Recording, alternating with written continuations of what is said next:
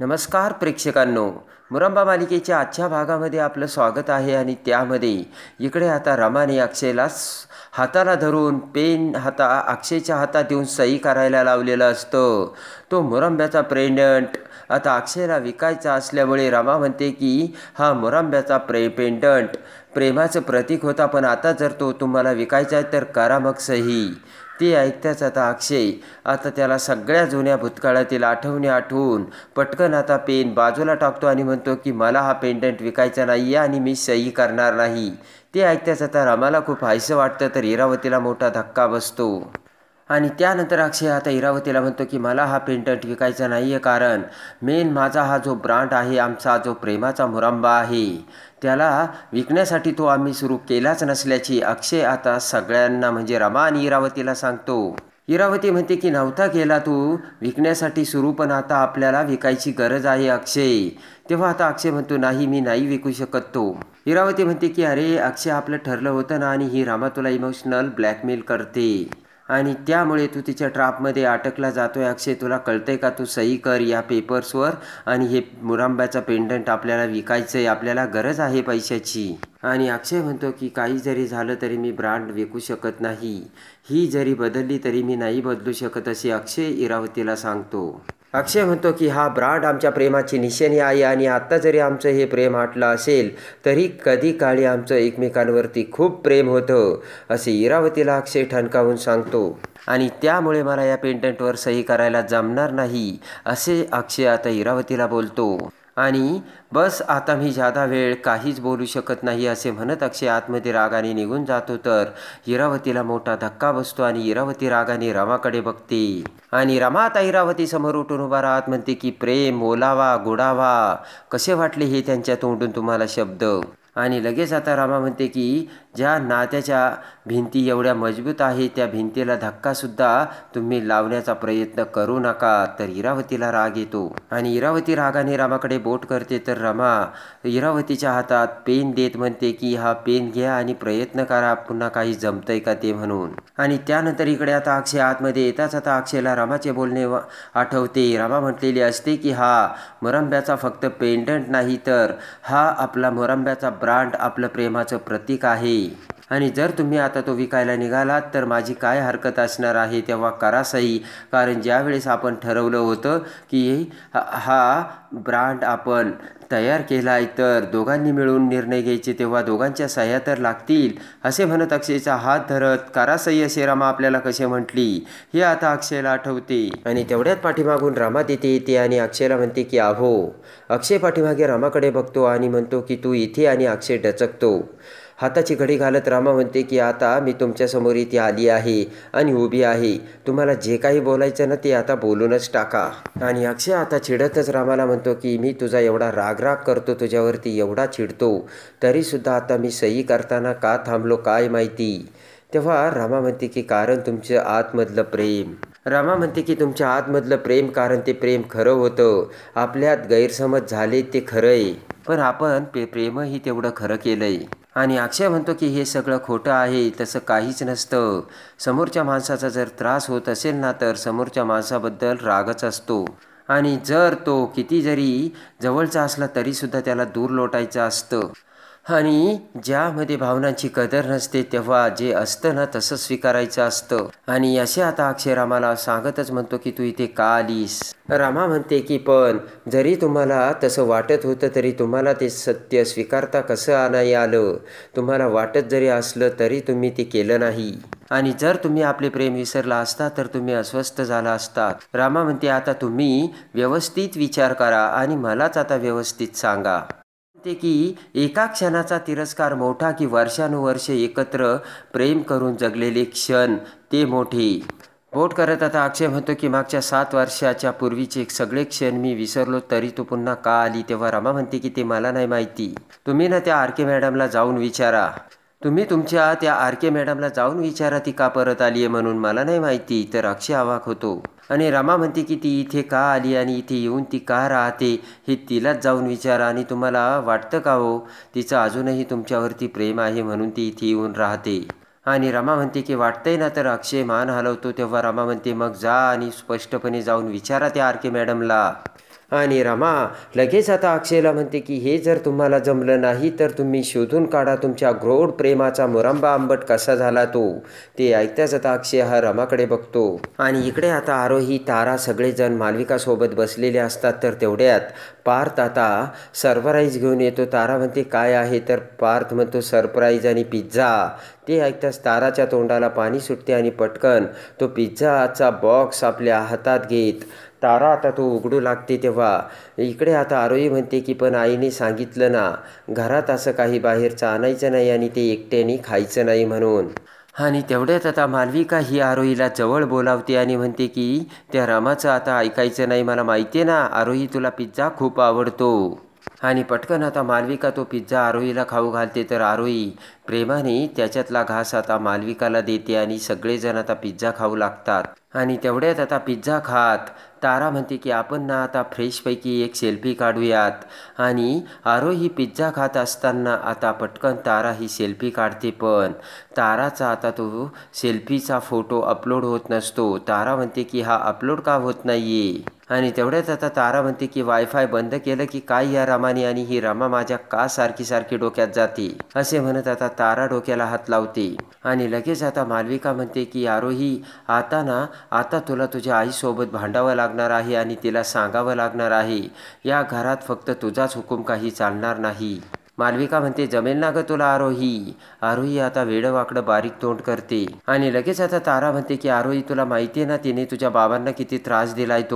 किती त्रास दिला होता तुझ्या बाबांना आठवतो. आणि आज आपल्यासोबत आणि तुझ्या बाबासोबत जे काही होतंय ना त्याला जबाबदार ही रमा आहे तुझी आई आरोही असे मालविका आता आरोहीला सांगते. आणि हे जर सगळं थांबायचं असेल तर तुला आता तुझ्या आईशी जाऊन भांडावं लागेलच असे आता मालविका आरोहीला बोलते. आणि इकडे आता मालविका म्हणते की जमल ना तुला. तेव्हा आता नाविलाज होत आता आरोही म्हणते मी भांडेल आईशी. तर पटकन मालविका आरोहीचा किस घेते आणि तारा आणि पार्थला आता हायसं वाटतं. इकडे आता रमा ही बाहेर असते आणि कपडे वाळत घालत असताना आता रमाला आता अक्षयने कसा पेन फेकून दिला आणि सही करायला कसा नकार दिला हे सगळं आता आठवतं. आणि हा मुरंबा म्हणजे आमच्या प्रेमाची आठवण आहे आणि प्रेमाची ओढ असल्याचे अक्षयने कसे सांगितले हे देखील आता आम्हाला आठवतं.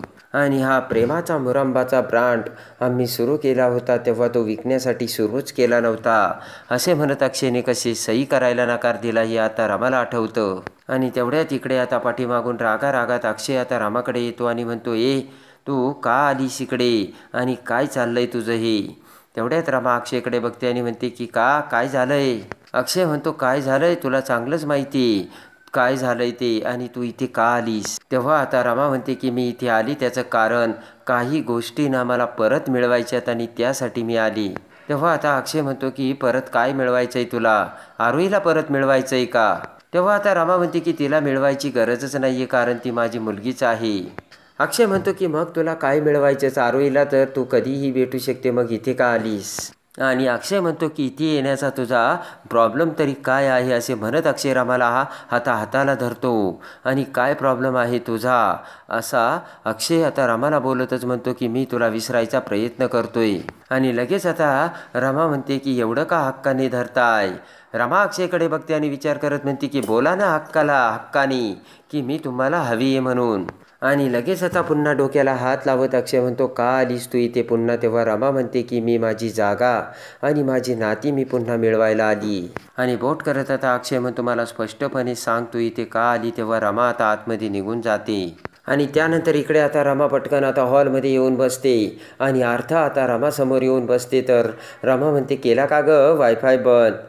तेव्हा आता अर्था म्हणते की काकू अगं मला का विचारतेस तू हे. पहिल्यांदा ना तुझ्याकडे आता आरोही येणार आहे आणि ती विचारणार आहे तू वायफाय का बंद केलाय म्हणून. आणि अर्था म्हणते की कारण त्या लोकांनी ना आरोहीला खूप भडकावलंय आणि माझी आरोही ना खूप साधी आहे पण त्या लोकांच्या आता सापड्यात अडकली. तेव्हा आता रमा म्हणते अर्था तू काही काळजी करू नको मला माहिती आहे ना अर्थाला कसं सांभाळायचं आणि समजवायचं. आणि रमा म्हणते की येऊ दे ना तिला. तर अर्था म्हणते की काकू मला माहिती आहे आता तू आरोहीला असं काहीतरी जादू दाखवणार आहे आणि समजावणार आहे ना. आणि तेवढ्यात आता तारा पार्थ मालविका तिघेजण आरोहीला घेऊन तिथे येतात. पार्थ आता मोठ्याने ओरडत म्हणतो की या बाईने काय त्रास द्यायचं चालवलंय. तारा म्हणते की का वायफाय बंद केला आणि का तू माझ्या डोक्यात जातेस. त्यानंतर इकडे आता पार्थ आरोहीला खुणावत म्हणतो की भांड तू. आणि तेवढ्यात आता आरोही म्हणते की आई तू वायफाय का बंद केलास, आता आम्ही अभ्यास कसा करायचा सांग ना. तेव्हा आता रमा म्हणते की पुस्तकातून, कारण पुस्तकं आहेत ना.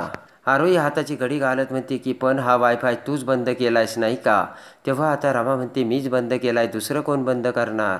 आणि रमा म्हणते की आरोही मला माहिती आहे तुला राग आलाय, पण तुला हे माहिती आहे का मी वायफाय का बंद केलाय म्हणून. आरोही म्हणते की तुला आमच्याशी टोकायला आवडतं म्हणूनच ना. तेव्हा आता रमा म्हणते की असं काही अजिबात नाही, कारण मला तुमच्या भविष्याची काळजी आहे आरू. सगळ्यांकडे बघत आता रमा म्हणते की कारण मला दिसतंय तुम्ही किती जास्त मोबाईल वापरताय तो. रमा म्हणते की मी असं नाही म्हणत की इंटरनेटचा वापर करणं वाईट असतं म्हणून, पण त्याचा अतिवापर करणं वाईट असतं असे आता रमा ही आरोहीला सांगते. रमा म्हणते की तुम्ही मोबाईलवर काय काय बघता, ते गेम खेळता, मग त्याचा परिणाम आपल्या मनावरती आणि विचारांवर होतो. आणि लगेच आता रमा म्हणते की मग आपल्या विचार करण्याची क्षमता संपून जाते आणि क्रिएटिव्ह विचार आपल्या मनात येतच नाहीत. आणि रमा म्हणते की तुम्ही सगळेच जण अभ्यास करण्यासाठी वायफाय वापरतात, पण आर्था कुठे वायफाय वापरते, ती पुस्तकातून अभ्यास करते. आणि इंटरनेट न वापरता सुद्धा तिचे मार्क्स चांगलेच आलेत असे म्हणत आता रमा अर्थाचं मार्कशीट बघते. आणि रमा म्हणते की तिने ठरवलंय तिचा वेळ तिला वाया नाही घालवायचा, आणि तिचा वेळ तिला अभ्यास करण्यात घालवायचा. तर तारा आणि पार्थ रमाचं ते लेक्चर ऐकून आता कंटाळलेले असतात, तर पार्थ आळस देतो. त्यांच्याकडे बघत आता रमा म्हणते की पार्थ आणि तारा तुम्हाला सुद्धा काही मार्क्स चांगले नाही आहेत, कारण तुमचा सगळा वेळ मोबाईल बघण्यात जातोय, आणि असं तुमचं नुकसान झालेलं मी नाही बघू शकत. रमा आता आरोहीला म्हणते मी तुझी आई आहे, तुझं चांगलं कसं होईल याचाच मी विचार करते, आणि त्यामुळे हे सगळं मी काळजीपोटी करत असल्याचे रमा बोलते. रमा म्हणते की तुम्हाला त्रास द्यावा हा माझा हेतू नव्हता, पण तुमचा लक्ष ना अभ्यासाकडे वळावं यासाठी मी हे केलंय. आणि रमा म्हणते की अजूनही आरोही जर तुला असं वाटत असेल मी वायफाय सुरू करावं, तर मी वायफाय सुरू करून देते, मला काहीच प्रॉब्लेम नाही आहे. तेव्हा आता लगेचच पार्थ म्हणतो की पण आम्हाला वायफायवरच अभ्यास करायचा आहे. तारा म्हणते की खरं आहे, कारण तुमच्या जनरेशनमध्ये आणि आमच्या जनरेशनमध्ये खूप फरक आहे, आणि त्यासाठी आम्हाला मध्ये मध्ये इंटरनेट लागतंच, तेव्हा तू आमच्या मध्ये करू नकोस असे आता तारा ही रमाला बोलते. रमा म्हणते की पण मी आरोहीला विचारलंय, आता तो आरोहीचा निर्णय आहे इंटरनेट चालू करायचं की नाही करायचं. रमा म्हणते की तिने जर मला सांगितलं सुरू करायचं तर मी सुरू करेन, आणि तिने सांगितलं बंद करायचं तर बंद ठेवेन. तेव्हा आता रमा म्हणते की आरोही काय ठरवलं, तर आरोही म्हणते की चालू कर वायफाय, मी तुझं काही ऐकणार नाही. आरोही म्हणते की आम्हाला हवं तसंच होणार, तर रमा म्हणते मग ठीक आहे.